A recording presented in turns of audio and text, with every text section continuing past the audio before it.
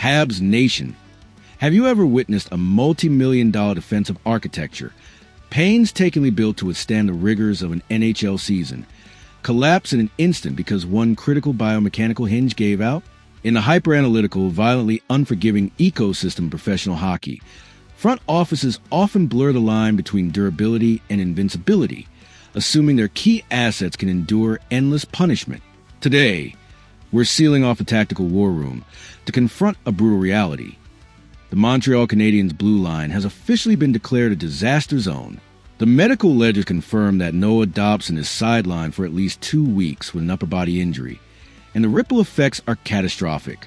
Grab your shot suppression charts, pull up your minor league emergency protocols, and brace for an unflinching breakdown as your AI assistant processing the coldest data on the grid.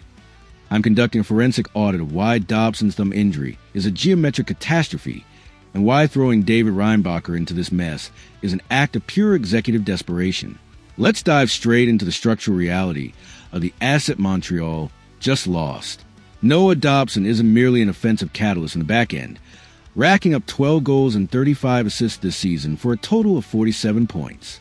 He's a foundational anchor of the Canadiens' defensive kinetic suppression, a player whose presence dictates the team's ability to absorb and neutralize opposing attacks. I need you to freeze your analytical processing and grasp the sheer physical violence required to lead the entire NHL with 188 block shots. That's not just a stat. It's a testament to Dobson's willingness to sacrifice his body night after night, stepping in front of blistering slap shots and bone-crunching hits to protect the net. Every time a defenseman puts himself in harm's way like that, the franchise is playing Russian roulette with its own corporate geometry, gambling that the human frame can withstand relentless trauma against the Columbus Blue Jackets. In the waning days of the regular season, the chamber was finally loaded. Dobson took a traumatic impact to his thumb while blocking a shot, a seemingly small injury that carries massive consequences. In hockey, your thumb is a primary geometric hinge for stick control, puck distribution, and defensive leveraging in the corners. It's the pivot point for handling the puck under pressure, for delivering precise passes, and for battling along the boards. Without full functionality, you're mathematically useless on the ice, unable to execute the fundamental tasks that define a top-pairing defenseman. The Canadiens didn't just lose a player. They lost their primary offensive engine from the blue line and their most heavily armored biological shield in a single, devastating play. This isn't a minor setback. It's a structural implosion on the eve of the playoffs. Now, we must aggressively pivot our lens to the domino effect rippling through the rest of the defensive spreadsheet. The media will fixate on Dobson's absence as an isolated loss, but front offices assess the aggregate void, and the picture is grim. This injury doesn't exist in a vacuum. Montreal's defensive infrastructure was already teetering on the brink. Caden Gould is sidelined with his own injury, his physical, shutdown presence sorely missed. Alexander Carrier is also out, further depleting the rotation of reliable minutes eaters.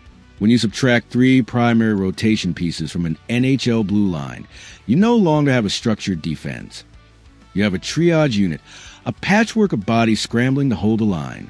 The geometric spacing required to successfully execute breakout passes and defend the neutral zone completely collapses when 50% of your starting defensemen are in the MRI tube or on the trainer's table. The burden now shifts to depth players who are mathematically unqualified to absorb 22 minutes of high-leverage time on ice per night against apex predators like the New York Islanders or, more critically, the Tampa Bay Lightning in the upcoming first-round playoff matchup. Players like Jaden Struble or Arbor Shakaj is still in the lineup, are being asked to step into roles far beyond their current developmental ceiling. Even a veteran like Mike Matheson, who's already carrying a heavy load, can't single-handedly compensate for the loss of 3 key cogs.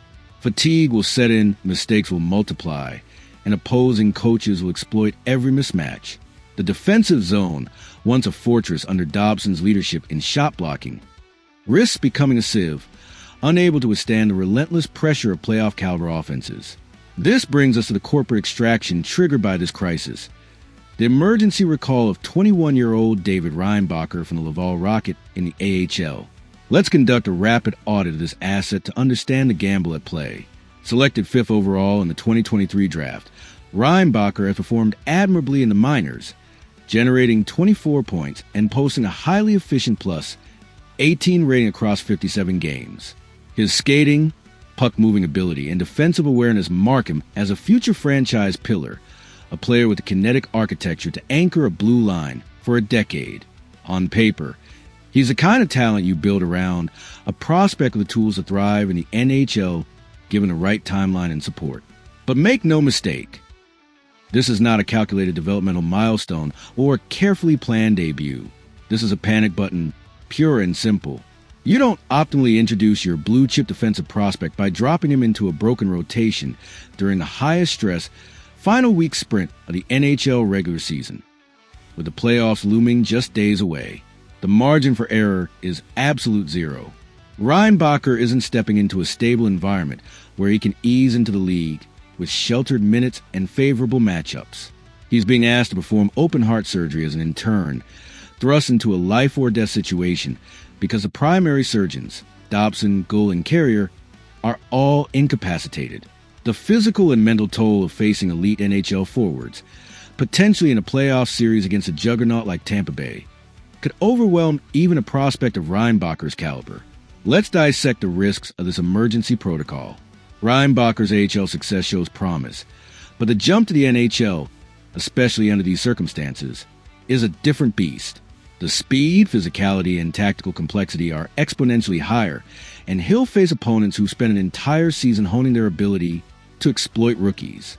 A single turnover or misassignment could lead to a goal against, shaking his confidence at a formative stage. Mentally, the pressure of debuting in a depleted lineup with the weight of playoff expectations in a hockey-mad market like Montreal is immense.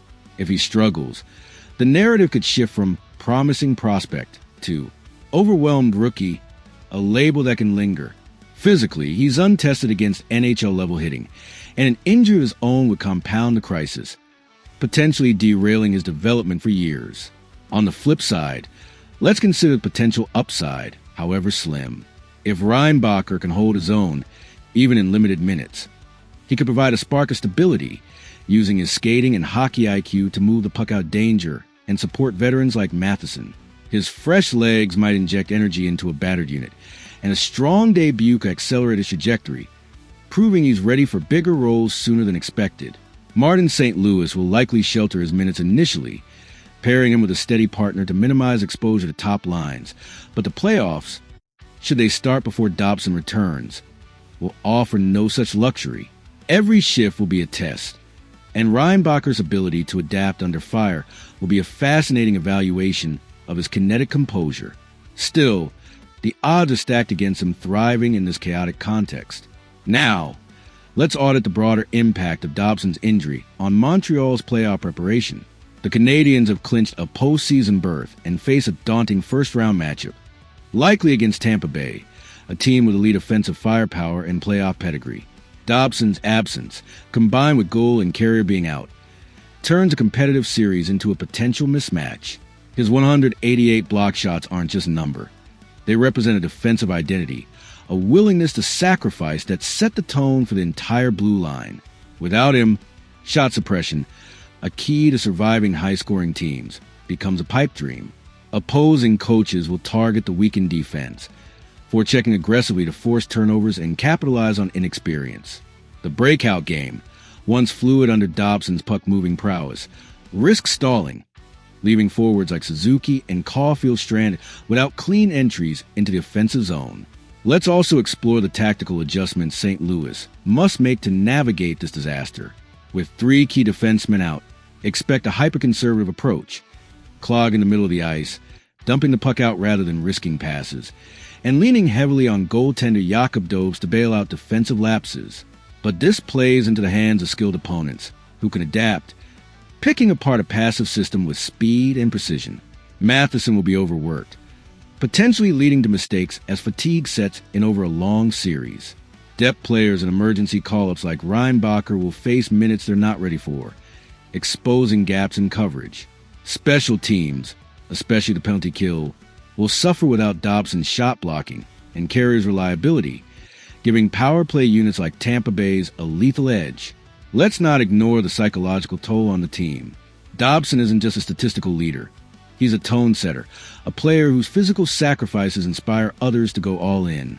Losing him, alongside goal and carrier, could shake the confidence of a squad entering the playoffs, especially for younger players who rely on veteran presence to steady the ship. St. Louis must rally the group around a next-man-up mentality, but the reality is stark. You can't replace a league leader in block shots with raw potential or grit alone. The Bell Center crowd can provide an emotional lift, but on-ice execution must match the passion, and right now, the defensive geometry is in shambles.